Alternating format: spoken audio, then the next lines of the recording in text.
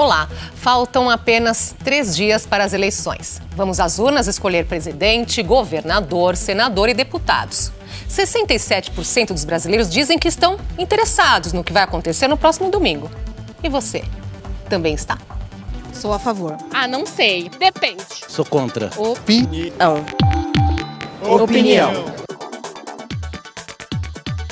Eu vi muito esse papo de direita e esquerda, eu quis entender um pouco o porquê disso. Não interessa política não, só voto porque tem que votar mesmo. Não era um assunto que me interessava muito quando eu era mais nova, mas aí eu fui crescendo e fui percebendo a importância. Inclusive eu milito, assim, ajudo, vou em manifestações, eu sou bem ativa. Essa ideia de tipo, política é chato, não gosto de falar sobre política, mas eu acho que isso só contribui para a desinformação. Porque política faz parte da nossa democracia. Aí a gente aprende que gostando de política, que a gente pode mudar alguma coisa. Recebemos a antropóloga Estela Cristina Scheinmakers, professora da Fundação Escola de Sociologia e Política de São Paulo, e a cientista política Mônica Sodré, diretora executiva da Rede de Ação Política pela Sustentabilidade. Obrigada por estar aqui. Obrigada pela presença. Obrigada. Começar então com essa pesquisa que nós citamos no início, dizendo que 67% dos brasileiros se interessam pelas eleições. O que significa, né? Quando eles são abordados aí nas ruas e dizem, eu me interesso. O que significa esse interesse? O interesse pelas eleições mostra a preocupação com a participação política das pessoas. Se antigamente, há 10 anos atrás, os brasileiros não tinham essa porcentagem de interesse nas eleições. Então, o que a gente vê é um aumento desse interesse, dessa participação política ali com os partidos, mas a gente também tem que pensar que a participação política ela pode se dar de diferentes formas, né? Então, acreditar num partido, acreditar num sindicato, acreditar ou estar relacionado com alguma forma de organização política e movimento social é só uma parte do que seria a participação política das pessoas no nosso país ou em qualquer outra democracia. Mônica. E bom, a gente precisa lembrar que democracia vai para além do voto também, né? No Brasil, o momento de participação está sempre ou quase sempre associado às eleições, que a gente tem a cada 2 anos. O que é importante é uma conquista de um direito significativo, conquistado há cerca de 35 anos com a nossa redemocratização, mas há muito mais na democracia do que só as eleições.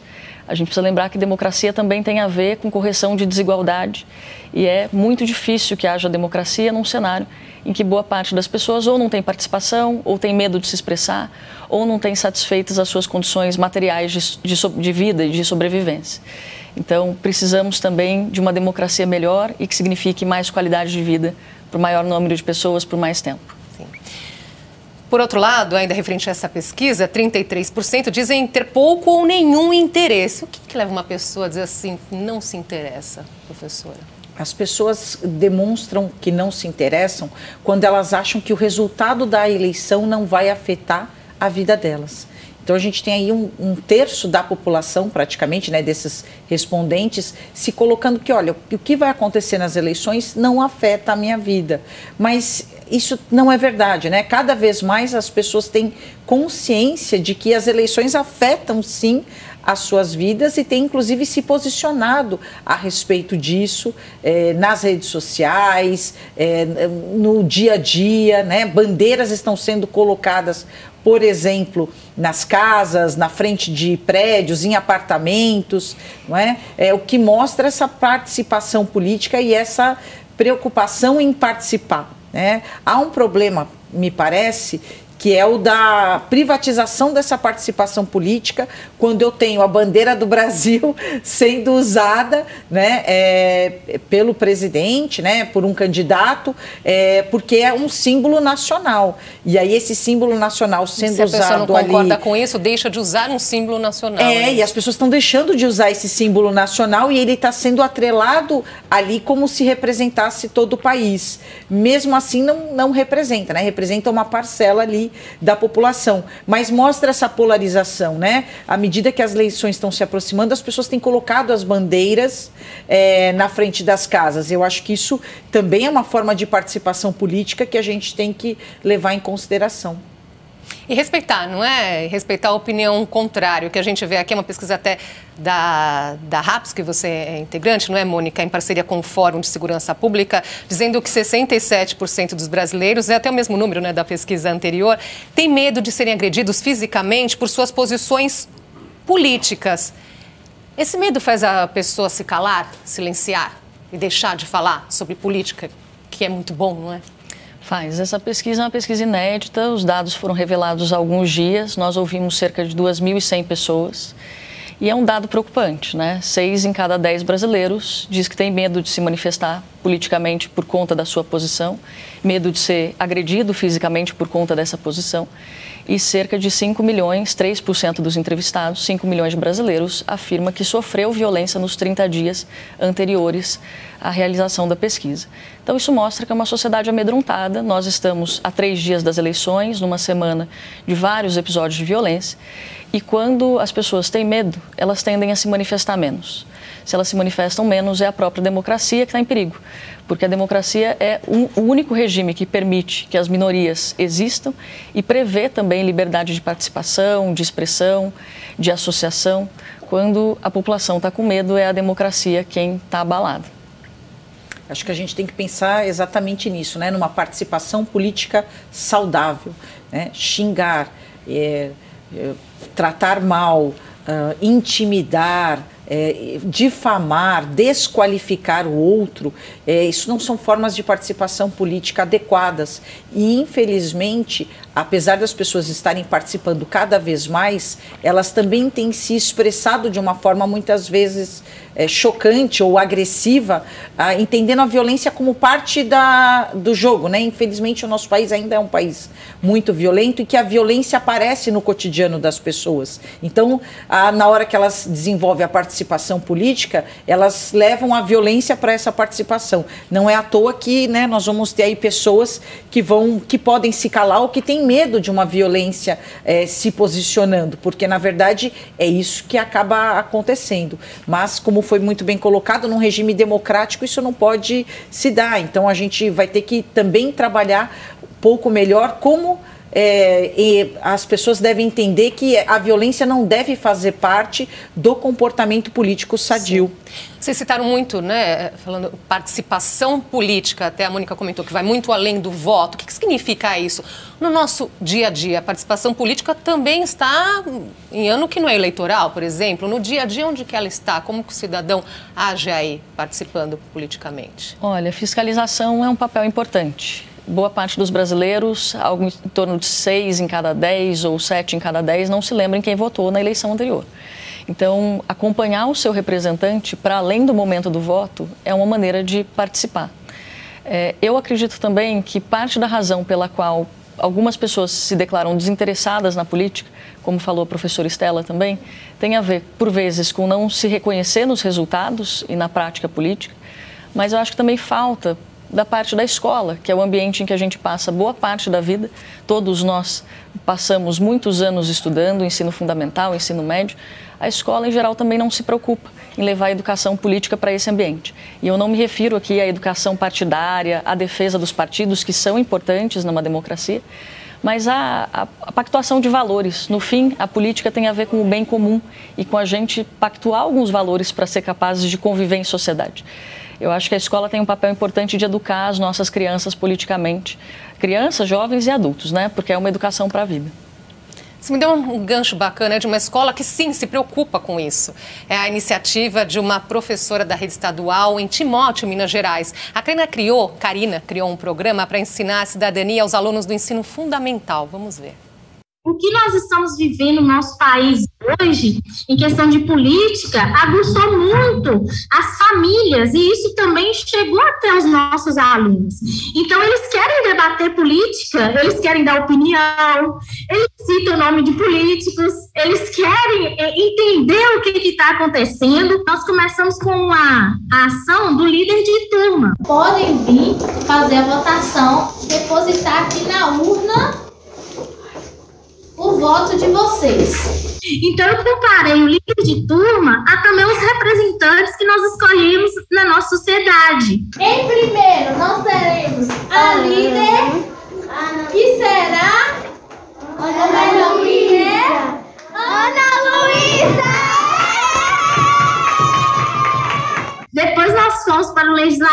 fizemos visita à Câmara Municipal de Timóteo, né, da nossa cidade aqui, levamos os alunos da turma do 5º ano para ir até Brasília. Lá eles fizeram a simulação, como os deputados fazem mesmo. Depois de ouvir todos os líderes, chegamos numa conclusão que essa vai ser a redação. Eu achei interessante que nós levamos pais e fizemos um turismo cívico em Brasília. Meus pais já sabiam um pouco, mas eu ensinei muita coisa para eles. Ensinei para minha irmã. Eu ensinei sobre os poderes legislativo, executivo e judiciário. E aí a gente tem que encaminhar para que eles façam esse debate de uma forma saudável, né? De uma forma tolerante com as ideias do outro, saber questionar, saber argumentar, mas também saber respeitar a ideia do outro. Se as pessoas não quiserem votar no mesmo que eu simplesmente vou respeitar e vou fazer o que eu acho que deve. E eu acredito que nós precisamos fazer isso na sociedade que nós temos hoje.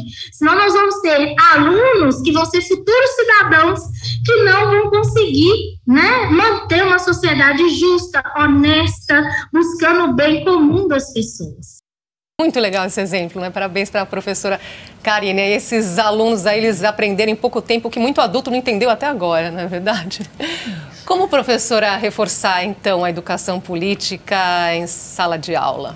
A educação política, né, começando assim, né, na mais tenra idade, é fantástica, né? Existem casos até na educação infantil, escolas preocupadas ali com crianças até com menos idade, trabalhando esses valores democráticos, o debate, o respeito à diferença, o entendimento também de como funciona, né, o país e o que significa respeitar a divisão de poderes num país. Isso é muito importante para a aceitação e para o desenvolvimento de uma cultura ali política, de um comportamento político interessante, sadio, que respeite o outro, que respeite aquilo, o ponto de vista alheio, mas ao mesmo tempo que leve os jovens a desenvolverem uma perspectiva própria, né? Que isso também é interessante, né? A escola tem, o exemplo dessa escola, ele mostra isso, como que a gente vai desenvolvendo também a opinião das crianças e o interesse por isso no dia a dia. Sim. E Mônica, é possível fazer isso de forma não partidária, sem ideologia? É possível, até porque a política vai afetar a vida de todos nós, né? Então, a decisão sobre quanto de dinheiro vai ser alocado na educação passa, por exemplo, pelo Congresso Nacional, pelo Presidente da República. A reforma trabalhista, que afeta a vida de todo mundo, porque quase todo adulto trabalha, também vai passar por esses atores. Em âmbito municipal, a gente não pode esquecer também, né? São 5.570 municípios, vereadores e prefeitos têm papel fundamental no transporte público e muitos outros serviços que são prestados na ponta. Então, a gente precisa ensinar crianças, jovens e adultos em relação à educação política, e dá para fazer isso de maneira não partidária, quer dizer, explicando qual a função de cada um dos poderes, a separação dos poderes, a função de cada um dos representantes, por que a gente escolhe o político, deputado distrital, o deputado estadual ou o deputado federal pelo sistema proporcional e o senador pelo sistema majoritário. Por que às vezes se vota em um, acaba elegendo o outro? Isso não é uma disfunção do sistema, isso foi pensado para ser assim. Tudo isso pode fazer parte da educação política sem que a gente precise defender A ou B ou uma posição X ou Y. É possível fazer. Ensinar respeito também, né? Foi aquela a menininha comentou ali, não é? Porque alguém vota num candidato diferente do meu, que eu não vou respeitar sim, não é? E podemos também estimular as pessoas a concorrerem às eleições, né? Que é também um lugar que a gente não está muito acostumado, em especial nós mulheres, né? Nós somos mais de metade do eleitorado, mais de metade da população. Nós recebemos agora, nas campanhas de 2022, menos de 30% dos recursos destinados às campanhas. A maior parte dos recursos vai para campanhas de homens, campanhas masculinas. E a gente precisa estimular mais pessoas a irem para a política e termos mais mulheres na política também. Sem dúvida. Fazer uma pausinha aqui nessa conversa, a gente volta já.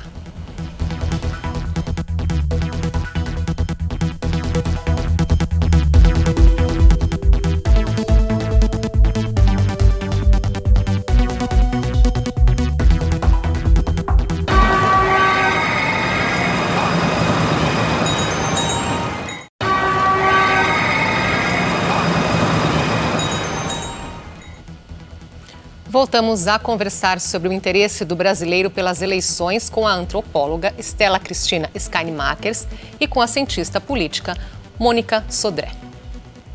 Quando falamos aí de política, participação política, logo vem aí à nossa mente os políticos de fato, não é?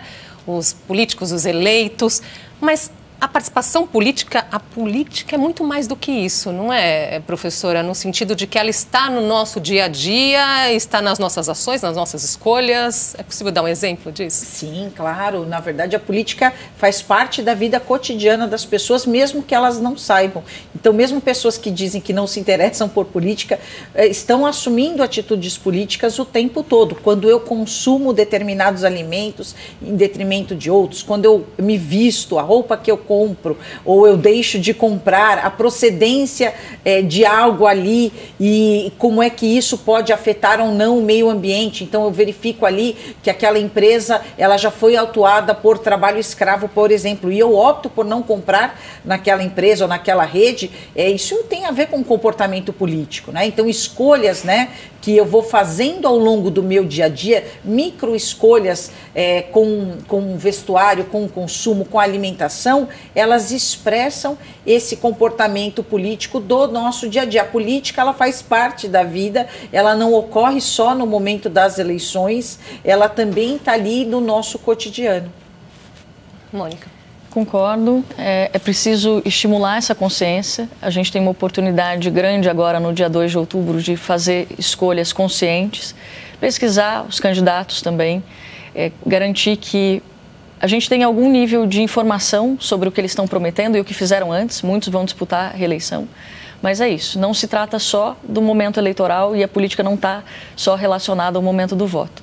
Todas essas escolhas que a professora Stella mencionou fazem parte do nosso dia a dia e mais do que isso, a gente vai ter a nossa vida impactada por quem está lá e foi escolhido para nos representar, independente da gente ter feito a escolha por aquela pessoa ou não. Por isso que é tão importante não só a gente ir votar, mas também conscientizar quem está no nosso entorno da importância de não desperdiçar o voto, de comparecer às urnas, de não votar branco e nulo, porque esses votos vão ser considerados inválidos. E não vale aquela informação de que se tiver mais de 50% de brancos e nulos, a eleição será anulada. Ela não será anulada. E é um direito de todos nós. E pensar muito também nas escolhas para o legislativo, né? As pessoas ficam muito aí com esse pensamento no executivo, ainda mais nesse momento aí de tanta polarização, mas o que de fato também vai atingir o nosso dia a dia também são as escolhas para os nossos parlamentares, não é? Sim, sem dúvida nenhuma.